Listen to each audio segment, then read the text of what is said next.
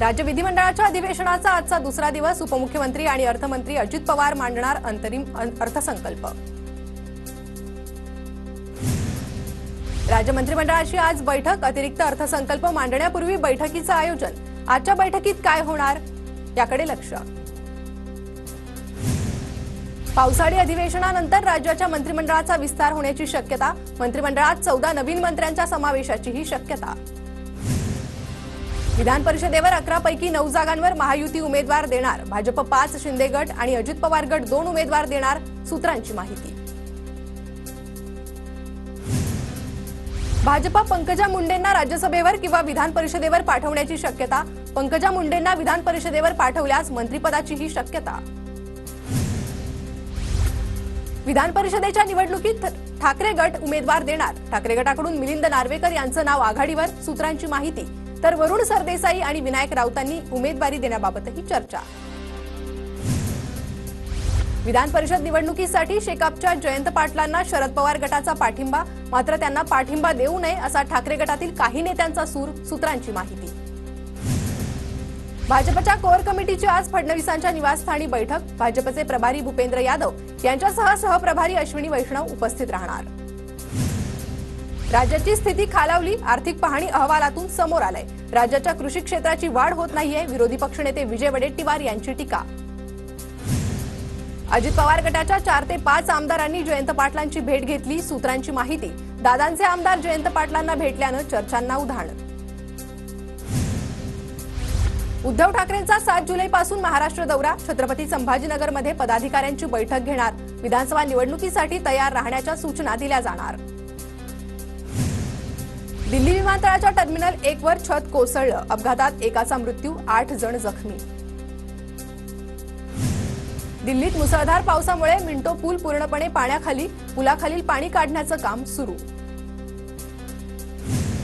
मुंबई शहरासह उपनगरात पावसाची संततधार. मुंबई, ठाणे, रायगडला हवामान विभागाकडून मुसळधार पावसाचा इशारा. तर पुणे, सातारा जिल्ह्याला देखील येलो अलर्ट. मुंबईच्या विक्रोळीमध्ये म्हाडाच्या नवीन घरांना पहिल्याच पावसात गळती. म्हाडासह बिल्डरच्या कामावर रहिवाशांचा संताप. नागपूरसह परिसरात सकाळपासून रिमझिम पावसाला सुरुवात. 6 दिवसांच्या विश्रांतीनंतर पुन्हा पावसाची हजेरी. पावसामुळे पेरणी झालेल्या खरीप पिकांना मोठा दिलासा.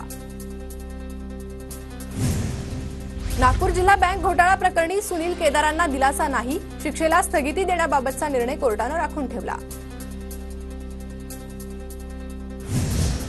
दरडोई उत्पन्नात महाराष्ट्राची 6व्या क्रमांकावर घसरण. वस्तू आणि सेवा कर आकारणीसह विदेशी गुंतवणूक आदी क्षेत्रांमध्ये तेलंगणा, कर्नाटक, हरियाणा आघाडीवर. जूनच्या वीज बिलात 30% वाढ. मे महिन्यात महावितरणनं महागडी वीज खरेदी केल्यानं सामान्यांना भुर्दंड. महावितरणची ग्राहकांकडून वीज बिलात वसुली. नवी मुंबई बाजार समितीत लसणाच्या किमतीत मोठी वाढ. बाजाराच्या सर्वोत्तम दर्जाचा लसूण प्रति किलो 300 रुपयांवर. राज्यात पायाभूत सुविधांचे अनेक प्रकल्प पूर्णत्वाच्या मार्गावर. मेट्रो रेल्वे प्रवाशांमध्ये देखील वाढ.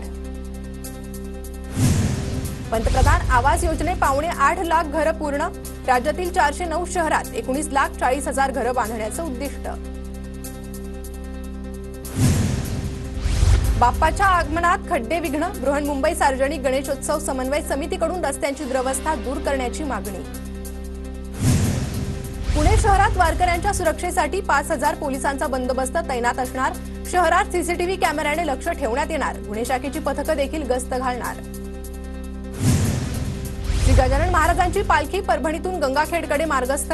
जिल्ह्यात पालखीचा शेवटचा मुक्काम आज गंगाखेडमध्ये असणार. तुकोबांची पालखी आज पंढरपूरकडे प्रस्थान करणार. देहूनगरीत पालखी सोहळ्यानिमित्त फुलांची आकर्षक सजावट. पुण्याच्या मुळशी तालुक्यातील मान हिंजवडीसह पंचक्रोशीतील हजारो वारकरी पंढरपूरकडे रवाना. हरिनामाचा गजर करत वारकऱ्यांची दिंडी प्रस्थान.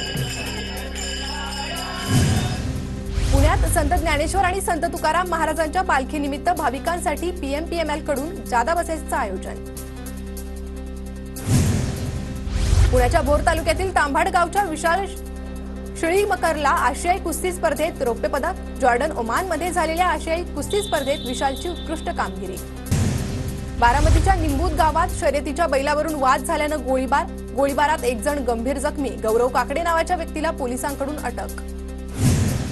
राज्यात ओबीसीसाठी 72 वसतिगृह तत्काळ सुरू करा, अन्यथा सरकार विरोधात आंदोलन करणार. जिल्हाधिकाऱ्यांमार्फत ओबीसी अधिकारी मंचाची मुख्यमंत्र्यांकडे मागणी.